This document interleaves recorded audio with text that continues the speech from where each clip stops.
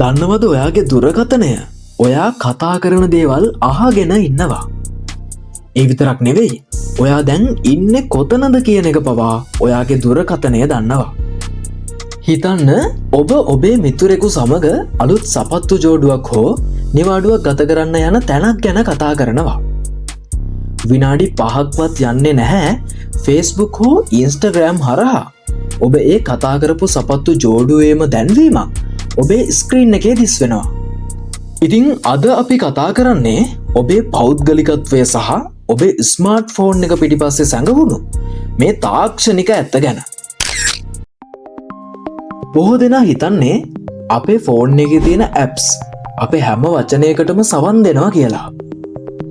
නමුත් තාක්ෂණිකව බැලුවොත් පැය 24 පුරාම ඕඩියෝ රෙකෝඩ් කරලා ක්ලවුඩ් එකකට අප්ලෝඩ් කරන්න විශාල ඩේටා ප්‍රමාණයක් වගේම විශාල බැටරි බලයක් අවශ්‍ය වෙනවා.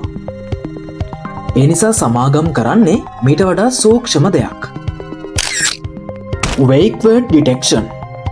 ඔබේ දුරකථනයේ මයික්‍රොෆෝනය සෑම විටම Hey Siri, OK Google වගේ wake words හඳුනගන්න සක්‍රිය වෙනවා.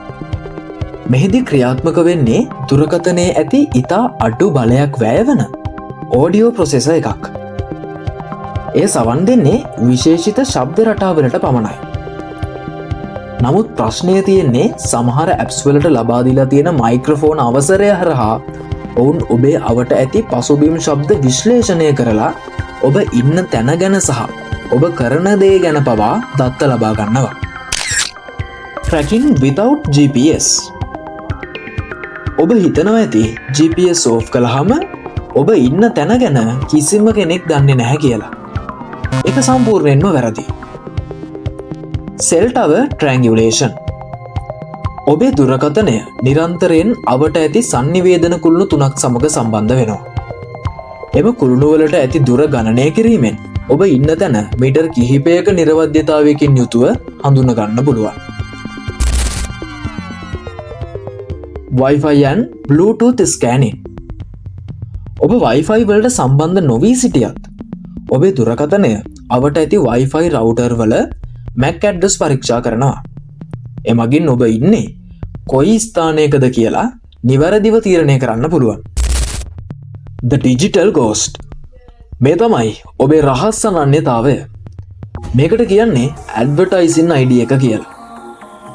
සෑම දුරකථනයකටම ආවේනික වෙළඳ දැන්වීම් හඳුනා ගැනීමේ අංකයක් තියෙනවා.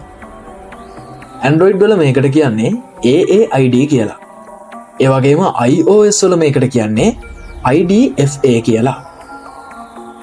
ඔබ Google එකේ සර්ච් කරන දේ, YouTube එකේ බලන වීඩියෝ සහ ඔබ වැඩිපුරම කාලයක් ගත කරන apps මොනවද කියන එක පවා මේ තොරතුරු අංකය යටතේ ගොනු වෙනවා. මේ ගොනු වෙන දත්ත data brokers ලාට යනවා. ඔවුන් ඔබ ගැන සයිකෝග්‍රැෆික් ප්‍රොෆයිල් එකක් හදනවා. ඒ කියන්නේ ඔබේ දේශපාලන මතය, සෞඛ්‍ය තත්ත්වය සහ ඔබ ඊළඟට මිලදී ගන්න හිතාගෙන ඉන්න දේ පවා ඔවුන් දන්නවා. The Invisible Sensors. දුරකථනය ඇතුළත තියෙනවා අපිට නොපෙනෙන සංවේදක. සංවේදක මකින් ඔබ ඇවිදින වේගය අනුව ඔබ ව්‍යායාම කරනවද නැද්ද කියන එක හඳුනගන්නවා. ඒ වගේම වායු පීඩනය මැනිය හැකි සංවේදක මගින් ඔබ ගොඩනැගිල්ලක ඉහළ මහලක සිටිනවාද පහළ මහලක සිටිනවාද යන්න පවා තීරණය කරන්න පුළුවන්. ඒ විතරක් නෙවෙයි, දුරකථනයේ ඇති ආලෝක සංවේදක මගින් ඔබ අඳුරේ සිටිනවාද යන්න පවා තීරණය කළ හැකි. Metadata. ඔබ ගන්න හැම ඡායාරූපයක් පිටුපසම EXIF data කියන රහස් දත්ත ගබඩා වෙනවා.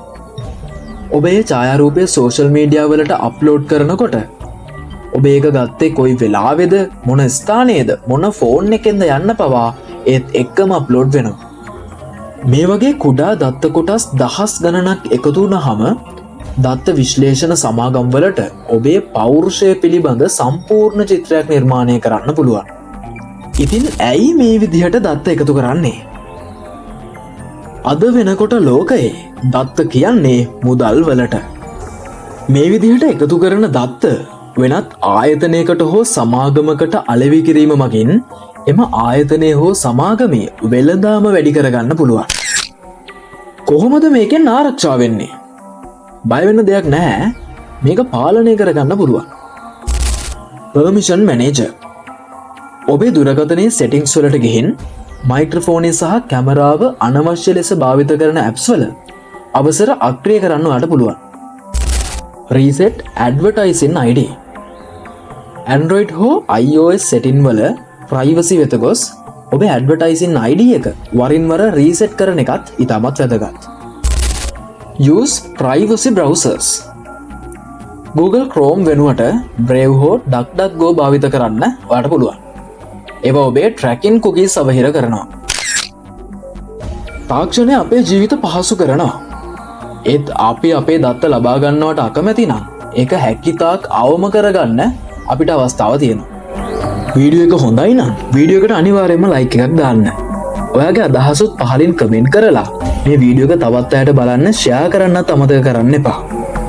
මේ වගේ වීඩියෝස් දිගටම බලන්න ඔයා කැමති නම් අපේ channel එක subscribe කරලා අපිත් එක්ක එකතු වෙන්නත් ඔයාලට පුළුවන්. එහෙනම් මේ වගේම තවත් වීඩියෝ එකකින් මුණ ගැහෙනකල් ඔයාට සුබ දවසක්.